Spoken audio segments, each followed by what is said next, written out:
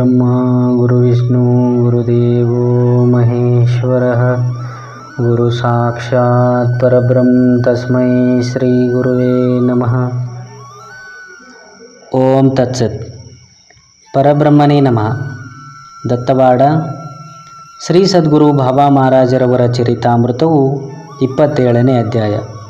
ಸೂಚನೆ: ಇಲ್ಲಿ ಜಮಖಂಡಿಯ ಸುಭಕ್ತರು ಸಲ್ಲಿಸಿದ ಸ್ವಾರಸ್ಯ ಲೇಖನವೆಲ್ಲ ಬರೆದೆವು.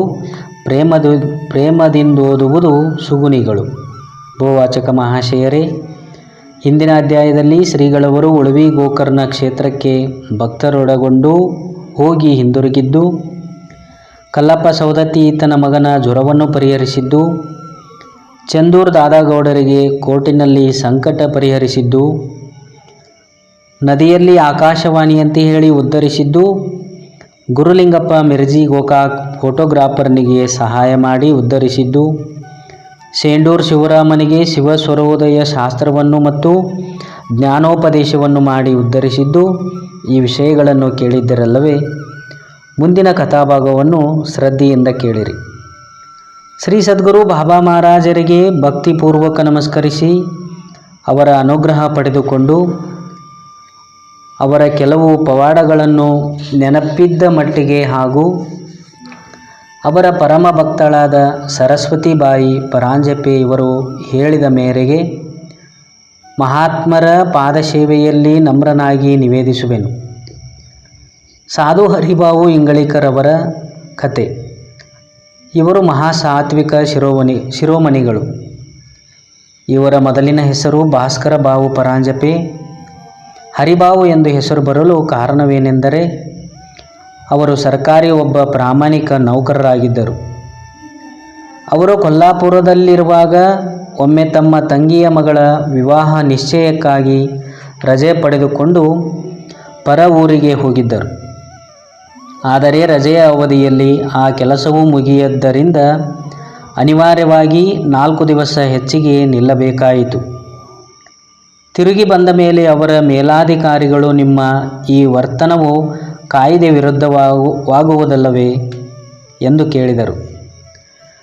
ಅದರಿಂದ ತಮಗಾದ ಅಪಮಾನದಿಂದ ಅವರು ನೊಂದುಕೊಂಡು ಪರಮಾತ್ಮನನ್ನು ಸ್ಮರಿಸಿ ತಮ್ಮ ಕೆಲಸಕ್ಕೆ ರಾಜೀನಾಮೆಯನ್ನು ಕೊಟ್ಟುಬಿಟ್ಟರು. ಹಾಗೂ ಈ ರೀತಿಯಿಂದ ಜೀವಿಸಿರುವುದಕ್ಕಿಂತ ಸಾಯುವುದೇ ಲೇಸೆಂದು ನದಿಯಲ್ಲಿ ಹಾರಿಕೊಂಡರು. ಆದರೆ ಈಶ್ವರ ಕೃಪೆಯಿಂದ ಬದುಕಿದರು. ಈ ಘಟನೆಯಿಂದ ಅವರ ವಿಶ್ವಾಸವು ದೇವರಲ್ಲಿ ಮತ್ತಷ್ಟು ನೆಲೆಗೊಂಡಿತು.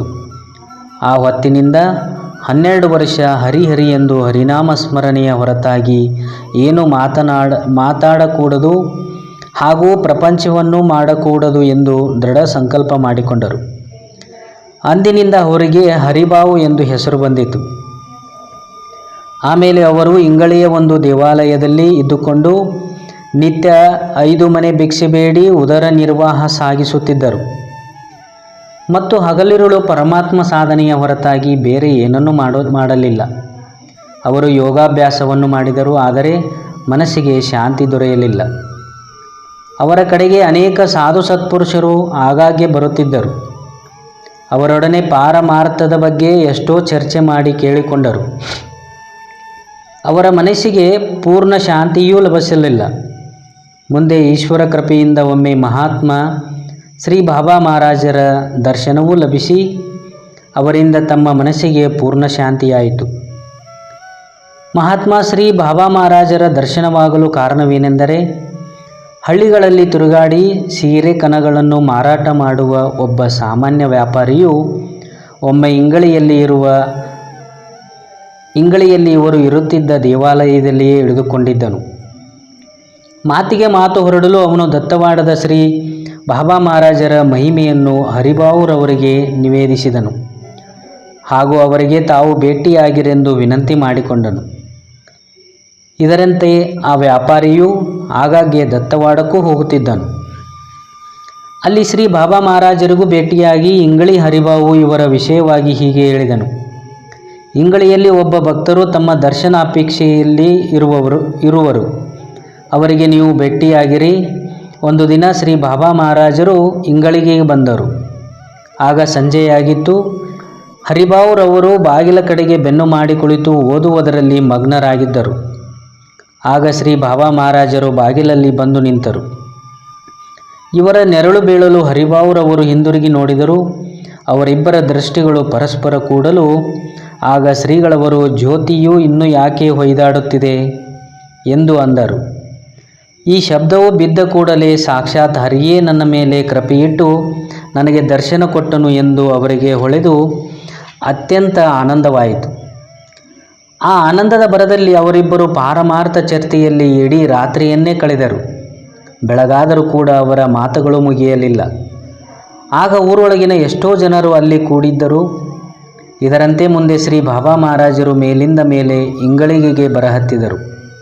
ಇದರಿಂದ ಗುರು ಶಿಷ್ಯರ ಚರ್ಚೆಗೆ ಅವಕಾಶ ದೊರೆತು ಸರ್ವರಿಗೂ ಪರಮಾನಂದವಾಗುತ್ತಿತ್ತು. ಒಂದು ದಿನ ಎಂದಿನಂತೆ ಇಂಗಳಿಯಿಂದ ಶ್ರೀಗಳವರು ದತ್ತವಾಡಕ್ಕೆ ಹೊರಟಾಗ ಅವರನ್ನು ಕಳಿಸಲು ಹರಿಭಾವುರವರು ಅವರ ಕೂಡ ನಡೆದರು. ಆದರೆ ಅಗಸೆಯಿಂದ ತಿರುಗಿ ಬರದೆ ಹಾಗೇ ಮುಂದೆ ಸಾಗಿದರು. ಅವರು ಅಜಾರಿ ಇದ್ದದ್ದರಿಂದ ಬಾಬಾರವರು, ನಿಮಗೆ ನಡೆಯಲಿಕ್ಕೆ ಆಗುವುದಿಲ್ಲ, ಶಕ್ತಿಯಿಲ್ಲ ಹೀಗೆ ಹೇಳಿದರು. ನೀವು ಇಲ್ಲಿವರೆಗೆ ಹಾಗೇ ಬಂದಿರಿ, ನಿಮಗೆ ಮರಣದ ಭಯವು ಅನಿಸುವುದೋ ಇಲ್ಲವೋ ಹೇಗೆ ಎಂದು ಅಂದರು. ಆಗ ಹರಿಭಾವುರವರು, ಛೇ ಎಂದೂ ಇಲ್ಲ, ನನ್ನ ಮರಣವು ಎಂದೋ ಸತ್ತು ಹೋಗಿದೆ, ನಿಮ್ಮ ಅನುಗ್ರಹದಿಂದ ನಾನು ಅಮರನಾಗಿದ್ದೇನೆ ಎಂದರು. ಆಗ ಶ್ರೀ ಬಾಬಾರವರು, ಹಾಗಾದರೆ ಇಷ್ಟು ದೂರ ಏಕೆ ಬಂದಿರಿ ಎಂದು ಕೇಳಲು ಹರಿಭಾವುರವರು, ನನ್ನದೊಂದು ಕಡೆಯ ಬೇಡಿಕೆ ಇದೆ, ಅದನ್ನು ತಾವು ಪೂರೈಸುವಿರೆಂದು ನಂಬಿದ್ದೇನೆ ಎಂದರು. ಏನು ಬೇಡುವುದಿದೆ ಎಂದು ಬಾಬಾರವರು ಕೇಳಲು ಹರಿಭಾವುರವರು, ಇನ್ನು ಮುಂದೆ ತಾವು ಹೀಗೆ ಗುಪ್ತವಾಗಿ ಇರಬೇಡಿರಿ, ಪ್ರಕಟರಾಗಿರಿ ಮತ್ತು ಮುಮುಕ್ಷುಗಳ ಉದ್ಧಾರ ಮಾಡಿರಿ ಎಂದು ಬೇಡಿಕೊಂಡರು.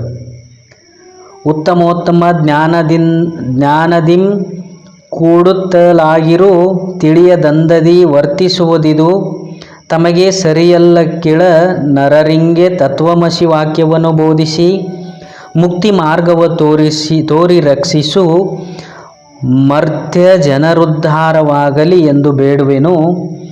ಪೊರೆದೆನ್ನಂ ಧನ್ಯನ ಮಾಡಿರುವಂದದಿ ಲೋಕದಿರ್ಪ ಜನಜಂಗುಳಿಯಂ ಪೊರೆಯುತ ಧನ್ಯರ ಮಾಡೆಂದೆರಗುವೆನಾಂ ಮತ್ತೆ ಬೇಡಿಕೊಳ್ಳುವೆನು ಗುರುವೇ.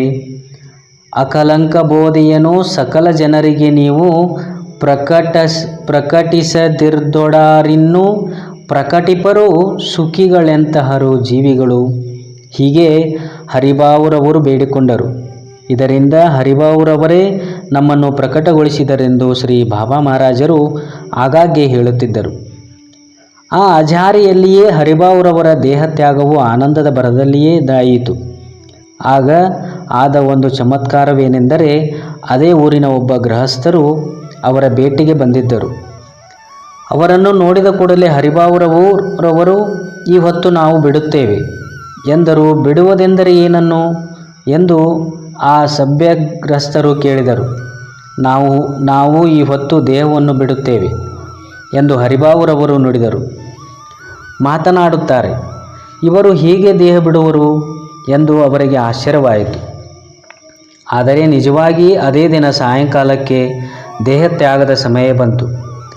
ಆಗ ಅವರಿಗೆ ಶಕ್ತಿ ಇಲ್ಲದಿದ್ದರೂ ಒಮ್ಮೆಲೇ ಎದ್ದು ಕುಳಿತರು ಮತ್ತು ಆಸನ ಹಾಕಿ ಪ್ರಾಣಾಯಾಮ ಮಾಡಹತ್ತಿದರು. ಅವರ ಜೋಲಿ ಹೋಗುತ್ತಿರುವುದನ್ನು ನೋಡಿ ಅವರ ತಮ್ಮನ ಹೆಂಡತಿಯು ಒಮ್ಮೆಲೇ ಅವರ ಹತ್ತಿರ ಬಂದು ಅನುಕೂಲವಾಗುವಂತೆ ಜಾಗ್ರತೆಯಿಂದ ಅವರ ಬೆನ್ನ ಹಿಂದೆ ಹಿಡಿದಳು ಮತ್ತು ಅವಳಿಗೆ ಅವರ ದೇಹತ್ಯಾಗದ ಲಕ್ಷಣಗಳು ಕ್ಷಣಕ್ಕೆ ಗೊತ್ತಾಗಹತ್ತಿದವು. ಸ್ವಲ್ಪ ಹೊತ್ತಿನಲ್ಲಿಯೇ ಅವರು ಯೋಗಾಭ್ಯಾಸದಿಂದ ಸಮಾಧಿ ರೀತಿಯಾಗಿ ತಮ್ಮ ದೇಹವನ್ನು ತ್ಯಾಗ ಮಾಡಿದರು. ಇವರು ತಪಸ್ವಿಗಳು, ಶುದ್ಧ ಪರಮಹಂಸರು, ಪೂರ್ಣ ನಿರಪೇಕ್ಷಿಗಳು. ಇವರು ಮಹಾತಪಸ್ವಿಗಳು, ಶುದ್ಧ ಪರಮಹಂಸರು, ಪೂರ್ಣ ನಿರಪೇಕ್ಷಿಗಳು, ಸರ್ವಸಂಗ ಪರಿತ್ಯಾಗಿ, ಕರತಲ ಭಿಕ್ಷ ತರುತಲ ವಾಸ ಸ್ಥಿತಿಯಲ್ಲಿ ಕಾಲ ಕಳೆದ ಬ್ರಹ್ಮ ವಿದ್ವರಿಷ್ಠರಾಗಿದ್ದರು. ಶ್ರೀ ಬಾಬಾರವರ ಪ್ರಕಟತೆಯ ಮೂಲ ಪುರುಷರಾಗಿದ್ದರು. ಇವರೇ 3 ದಿವಸ ಪರ್ಯಂತರ ವಿದ್ಯಾನಂದದ ಉದ್ರೇಕ ಸ್ಥಿತಿಯಲ್ಲಿ ಮೈಮರೆದವರು. ಮುಂದೆ ಶ್ರೀಗಳು ಅವರನ್ನು ಸಹಜ ಸ್ಥಿತಿಯಲ್ಲಿರಿಸಿದರು. ಸರಸ್ವತಿ ಬಾಯಿ ಮತ್ತು ಬಾಬಾ ಗುರುಗಳ ಭೇಟಿ. ಹರಿಭಾವುರವರ ದೇಹ ತ್ಯಾಗದ ನಂತರ ಅವರ ಅಣ್ಣನ ಹೆಂಡತಿಯಾದ ಸರಸ್ವತಿಬಾಯಿಯವರಿಗೆ ಬಹಳ ದುಃಖವೆನಿಸಿತು. ಇಲ್ಲಿಯವರೆಗೆ ಹರಿಭಾವುರವರು ನಮಗೆ ಮಾರ್ಗದರ್ಶಕರಾಗಿದ್ದರು, ಇನ್ನು ಮುಂದೆ ಯಾರು ಎಂದು ಆಗಾಗ್ಗೆ ಉದ್ಗಾರ ತೆಗೆಯುತ್ತಿದ್ದರು. ಹೀಗೆಯೇ ಒಂದು ದಿನ ಚಿಕ್ಕೋಡಿಯ ವೇಣು ಅಕ್ಕ ದೇಶಪಾಂಡೆಯವರ ಮುಂದೆಯೂ ಉದ್ಗಾರ ತೆಗೆದರು. ಆಗ ಅವರು ಹೇಳಿದ್ದೇನೆಂದರೆ, ಸಮಾಧಾನ ತಾಳಿರಿ, ಹರಿಭಾವು ಹೋದರೂ ನಮಗೆ ಮಾರ್ಗ ತೋರಿಸುವವರು ದತ್ತವಾಡದ ಗೌಡರಾದ ಶ್ರೀ ಬಾಬಾ ಮಹಾರಾಜರು ದೊಡ್ಡ ವಿದ್ವಾಂಸರಿದ್ದಾರೆ. ಅವರ ಭೇಟಿಯನ್ನು ನೀವು ತಕ್ಕೊಳ್ಳಿರಿ, ನಿಮಗೆ ಅವರು ನಿಶ್ಚಯವಾಗಿ ಸನ್ಮಾರ್ಗವನ್ನು ತೋರಿಸುವರು. ಇದರಂತೆ ಶ್ರೀಗಳವರಿಗೆ ಯಾರೋ ಹರಿಭಾವು ದೇಹ ಬಿಟ್ಟಿದ್ದರಿಂದ ಅವರ ಅಣ್ಣನ ಹೆಂಡತಿಯವರು ಸದ್ಗುರುಗಳ ದರ್ಶನಾರ್ಥವಾಗಿ ಚಡಪಡಿಸುತ್ತಿದ್ದಾರೆ. ಆದ್ದರಿಂದ ನೀವು ಅವರಿಗೆ ಭೇಟಿಯಾಗಿರಿ, ಅಂದರೆ ಅವರ ಮನಸ್ಸಿಗೆ ಶಾಂತಿಯಾದೀತು ಎಂದು ಹೇಳಿದರು. ಇದನ್ನು ಕೇಳಿ ಶ್ರೀ ಬಾಬಾರವರಿಗೆ ಭಕ್ತರ ಭೇಟಿಯ ಬಗ್ಗೆ ಲವಲವಿಕೆಯುಂಟಾಯಿತು ಹಾಗೂ ಅವರು ಕೂಡಲೇ ಇಂಗಳಿಗೆಗೆ ಬಂದು ಬಿಟ್ಟರು. ಇವರು ದತ್ತವಾಡದ ಗೌಡರಾದ ಶ್ರೀ ಬಾಬಾ ಮಹಾರಾಜರು ಎಂದು ತಿಳಿಯಿತು. ಇದು ತಿಳಿದ ಕೂಡಲೇ ಅವರಿಗೆ ಈಶ್ವರನೇ ಭೇಟಿಯಾದಂತಾಗಿ ಅತ್ಯಾನಂದವಾಯಿತು. ಅವರು ಶ್ರೀ ಬಾಬಾ ಮಹಾರಾಜರ ಪಾದಗಳ ಮೇಲೆ ತಲೆಯಿಟ್ಟು ನಮಸ್ಕರಿಸಿದರು. ಶ್ರೀಗಳವರು ಆ ದಿನ ಅಲ್ಲಿಯೇ ನಿಂತರು. ಹಾಗೂ ರಾತ್ರಿ ಅವರ ಪ್ರವಚನವಾಯಿತು. ಪ್ರವಚನ ಕೇಳುವುದರಲ್ಲಿ ಎಲ್ಲರೂ ತಲ್ಲೀನರಾಗಿದ್ದರು. ಮತ್ತು ಕೆಲ ದಿವಸ ಶ್ರೀ ಬಾಬಾರವರು ಅಲ್ಲಿಯೇ ನಿಂತು ಎಲ್ಲರಿಗೂ ಉಪದೇಶ ಮಾಡಿ ಮರಳಿ ದತ್ತವಾಡಕ್ಕೆ ಹೋದರು. ಹೀಗೆ ಶ್ರೀ ಬಾಬಾ ಮಹಾರಾಜರಿಗೆ ಮತ್ತೊಬ್ಬ ಪರಮ ಶಿಷ್ಯಳು ದೊರೆತಳು. ಜಮಖಂಡಿಗೆ ಬಾಬಾ ಮಹಾರಾಜರ ಆಗಮನ. ತಮ್ಮ ಅಳಿಯನಲ್ಲಿ ಗುರುದರ್ಶನ ಗುರುಭಕ್ತಿ ಕಡೆಗೆ ಪ್ರೇಮವೂ ಬೆಳೆಯುವಂತೆ ಮಾಡುವುದಕ್ಕಾಗಿ ಶ್ರೀ ಬಾಬಾ ಮಹಾರಾಜರಿಗೆ ಜಮಖಂಡಿಗೆ ಬರಲು ಆಮಂತ್ರಣ ಕಳುಹಿಸಿದರು. ಶ್ರೀ ಬಾಬಾರವರು ಅವರ ಆಮಂತ್ರಣವನ್ನು ಸ್ವೀಕರಿಸಿದರು. ಶ್ರೀಗಳವರು ಜಮಖಂಡಿಗೆ ಬಂದರು. ನಂತರ ಅವರು ಇಳಿದುಕೊಳ್ಳುವ ವ್ಯವಸ್ಥೆಯನ್ನು ಸಂಕೋಚದಿಂದ ತಮ್ಮ ಅಳಿಯನ ಮನೆಯಲ್ಲಿಯೇ ಮಾಡದೆ ಅವರ ಬಂಧುಗಳಾದ ಶಿವರಾಮ ಶಾಸ್ತ್ರಿಯವರ ಮನೆಯಲ್ಲಿ ಮಾಡಿದರು. ಏಕೆಂದರೆ ಸದಾಶಿವರಾಯರಿಗೆ ಶ್ರೀ ಬಾಬಾ ಮಹಾರಾಜರ ವಿಷಯಕ್ಕೆ ಏನೂ ಪರಿಚಯ ಗೊತ್ತಿದ್ದಿಲ್ಲ. ಆಗ ದಿನಾಲೂ ಪೆನ್ಸೆ ಅವರ ಮನೆಯಲ್ಲಿಯೇ ಶ್ರೀಗಳವರ ಪ್ರವಚನ ನಡೆಯ ಹತ್ತಿತು. 4 ದಿನಗಳ ನಂತರ ಅವರ ಪಾದ ಪೂಜೆಯಾಯಿತು. ಅದರಲ್ಲಿ ಜಾನಕಿ ಅಕ್ಕ ಹಾಗೂ ಗಂಗೂ ತಾಯಿ ಪೆನ್ಸೆಯವರು ಭಾಗವಹಿಸಿದ್ದರು. ಪಾದಪೂಜೆ ಮಾಡುತ್ತಿರುವಾಗ ಬಾಬಾರವರು ಜಾನಕಿ ಅಕ್ಕಾರವರ ಮಸ್ತಕದ ಮೇಲೆ ಹಸ್ತ ಇಟ್ಟರು. ಆಗ ಅವರಿಗೆ ಅತ್ಯಾನಂದ ಹಾಗೂ ಪರಮಶಾಂತಿ ಎನಿಸಿತು. ಪಾದಪೂಜೆಯಾಯಿತು. ಸರಸ್ವತಿ ಬಾಯಿಯವರ ಮಗಳಾದ ಶ್ರೀ ಗಂಗಾಬಾಯಿಯು ಶ್ರೀ ಬಾಬಾರವರಿಗೆ ಹಣ್ಣುಗಳನ್ನು ಅರ್ಪಿಸಬೇಕೆಂಬ ಭಾವದಲ್ಲಿದ್ದಾಗ ಆ ಕಾಲದಲ್ಲಿ ಸಿಗದೇ ಇರುವ ಹಣ್ಣುಗಳು ಶ್ರೀ ಗುರುಕೃಪೆಯಿಂದ ಬಂದಿದ್ದವು. ಅವುಗಳನ್ನು ಕೊಂಡು ಶ್ರೀಗಳವರಿಗೆ ಭಕ್ತಿಯಿಂದ ಅರ್ಪಿಸಿ ನಮಸ್ಕರಿಸಿದಳು. ಶ್ರೀಗಳವರು ಆಶೀರ್ವದಿಸಿದರು. ಶ್ರೀ ಬಾಬಾ ಮಹಾರಾಜರ ಆಗಮನದಿಂದ ಜಮಖಂಡಿಯಲ್ಲಿ ಶ್ರೀ ಬಾವು ಗಾಡ್ಗೀಳ್, ಶ್ರೀ ಚಿಂತಾಮಣಿ ಶಾಸ್ತ್ರಿ ಬಾಪಟ, ಶ್ರೀ ದತ್ತಂಭಟ್ಟ ಪೆನ್ಸೆ, ಶ್ರೀ ಶಿವರಾಮ ಶಾಸ್ತ್ರಿ ಬರ್ವೆ ಮೊದಲಾದ ಪುರುಷರು ಹಾಗೂ ಶ್ರೀಮತಿ ಗಂಗೂತಾಯಿ ಪೆನ್ಸೆ, ಶ್ರೀಮತಿ ಜಾನಕಿಬಾಯಿ ಆಪ್ಟೆ, ಶ್ರೀಮತಿ ಸರಸ್ವತಿಬಾಯಿ ಪಟವರ್ಧನ, ಶ್ರೀಮತಿ ದ್ವಾರಕಾಬಾಯಿ ಪಟವರ್ಧನ, ಶ್ರೀಮತಿ ರಕುಬಾಬಾಯಿ ಪರಾಂಜಪೆ ಮೊದಲಾದ ಸ್ತ್ರೀಯರು ಶ್ರೀಗಳವರ ಶಿಷ್ಯರಾದರು. ಹೀಗೆ ಬಾಬಾರವರ ಶಿಷ್ಯರೊಂದವು ಶುಕ್ಲ ಪಕ್ಷದ ಚಂದ್ರನಂತೆ ದಿನೇ ದಿನೇ ಬೆಳೆಯ ಹತ್ತಿತು.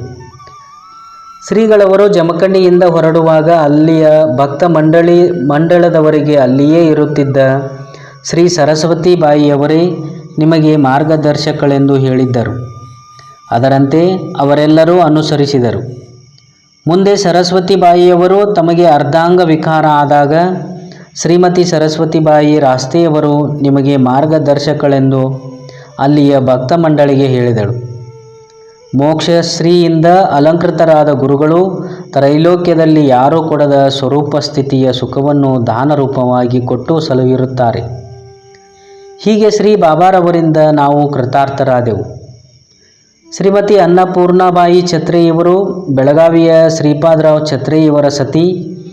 ಬೆಳಗಾವದಲ್ಲಿ ಪ್ಲೇಗು ಆದಾಗ ಕುರುಂದವಾಡಕ್ಕೆ ಹೋಗಿದ್ದರು.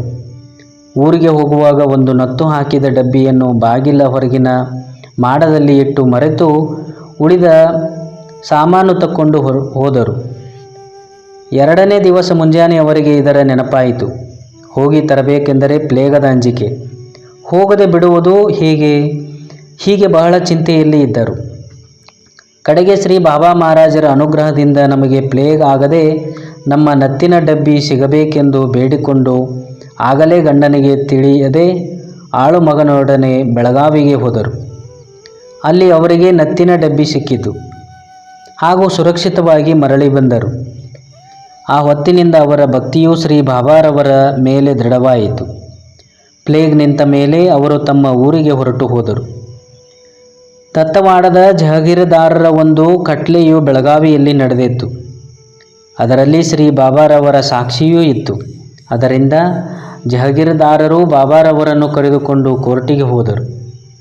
ಶ್ರೀ ಛತ್ರೆ ವಕೀಲರು ಆ ಕೋರ್ಟಿನಲ್ಲಿ ಅವರು ಶ್ರೀ ಬಾಬಾ ಮಹಾರಾಜರವರ ಹೆಸರು ಊರು ಕೇಳಿದರು. ಕೇಳಿದ ಕೂಡಲೇ ಅತಿ ವಿನಯದಿಂದ ಅವರಿಗೆ ಕುರ್ಚಿ ಕೊಡಿಸಿದರು ಹಾಗೂ ಅಲ್ಲಿಯ ಕೆಲಸ ಮುಗಿದ ಮೇಲೆ ತಮ್ಮ ಟಾಂಗಾದಿಂದ ಬಾಬಾರವರನ್ನು ತಮ್ಮ ಮನೆಗೆ ಕರೆದುಕೊಂಡು ಹೋದರು. ಆಗ ತಮ್ಮ ಹೆಂಡತಿಗೆ, ನಿನ್ನ ಗುರುಗಳನ್ನು ಕರೆದುಕೊಂಡು ಬಂದಿದ್ದೇನೆಂದು ಹೇಳಿದರು. ನಿಜವಾಗಿ ಮನೆಗೆ ಬಾಬಾರವರು ಬಂದದ್ದನ್ನು ನೋಡಿ ಅವರಿಗೆ ಅತ್ಯಾನಂದವಾಯಿತು ಹಾಗೂ ಅವರ ಸ್ವಾಗತವನ್ನು ಒಳ್ಳೆ ಭಕ್ತಿಯಿಂದ ಮಾಡಿದರು. ಮುಂದೆ ಕೆಲವು ದಿವಸಗಳ ನಂತರ ಛತ್ರಿ ದಂಪತಿಗಳು ಕಾಶಿಗೆ ಹೋಗಿ ಬರುವಾಗ ಶ್ರೀ ಬಾಬಾ ಮಹಾರಾಜರ ಸಲುವಾಗಿ ಒಂದು ಪೀತಾಂಬರ ಹಾಗೂ ಗಂಗಾಜಲ ತಂದಿದ್ದರು. ಆ ಜಲದಿಂದ ಶ್ರೀ ಬಾಬಾರವರಿಗೆ ಅಭಿಷೇಕ ಮಾಡಿ ಪೀತಾಂಬರವನ್ನು ತೊಡಿಸಿ ಪೂಜಾ ಮಾಡಿ ಫೋಟೋ ತೆಗೆಸಿದರು. ಅದರ ಬ್ಲಾಕನ್ನು ಗ್ರಂಥಾರಂಭದಲ್ಲಿ ಮುದ್ರಿಸಿರುತ್ತೇವೆ. ದತ್ತವಾಡ ಪ್ರಭುಯಶ ಪಡಕೋ ಕಿಂಕರ ರಘುಭಾವನ ಎಂದು ಡಾಕ್ಟರರು ಹಾಡಿ ಹೊಗಳಿದ್ದಾರೆ. ಈ ರೀತಿಯಾಗಿ ದತ್ತವಾಡದ ಶ್ರೀ ಬಾಬಾ ಮಹಾರಾಜರವರ ಉಜ್ವಲ ಕೀರ್ತಿಯು ದಿನ ದಿನಕ್ಕೆ ಬೆಳೆಯಲೆಂದು ಅವರ ಚರಣಾರವಿಂದಗಳಲ್ಲಿ ನಮ್ಮ ಬೇಡಿಕೆ. ಶ್ರೀ ಸರಸ್ವತಿ ಬಾಯಿ ರಾಸ್ತೆ ಜಮಖಂಡಿ ಇವರು ಹೇಳಿದ ಪ್ರಕಾರ ಶ್ರೀ ನಾರಾಯಣ ಶಂಕರ ಆಪ್ಟೆ ಇವರು ಮರಾಠಿ ಭಾಷೆಯಲ್ಲಿ ಬರೆದುಕೊಟ್ಟರು. ಅದನ್ನು ಮತ್ತು ಮಿರಜ್ ಬೋಡಸರವರು ಮರಾಠಿ ಭಾಷೆಯಲ್ಲಿ ಕೊಟ್ಟಿದ್ದನ್ನು ಮಾಸ್ತರ್ ಶ್ರೀ ವೀರನಗೌಡ ಪಾಟೀಲ್ ಜೂಗಳ ಇವರಿಂದ ಕನ್ನಡಿಸಿದ್ದುದನ್ನೇ ಇಲ್ಲಿ ಮುದ್ರಿಸಿರುತ್ತೇವೆ. ಶ್ರೀ ಸದ್ಗುರು ಬಾಬಾ ಮಹಾರಾಜರವರ ಚರಿತಾಮೃತದಲ್ಲಿ 27ನೇ ಅಧ್ಯಾಯವು ಮುಗಿದುದು. ಜೈ ಜೈ ಶಿವನೋ ಪಾರ್ವತಿ ಪತಿ ಹರ ಹರ ಮಹಾದೇವ್.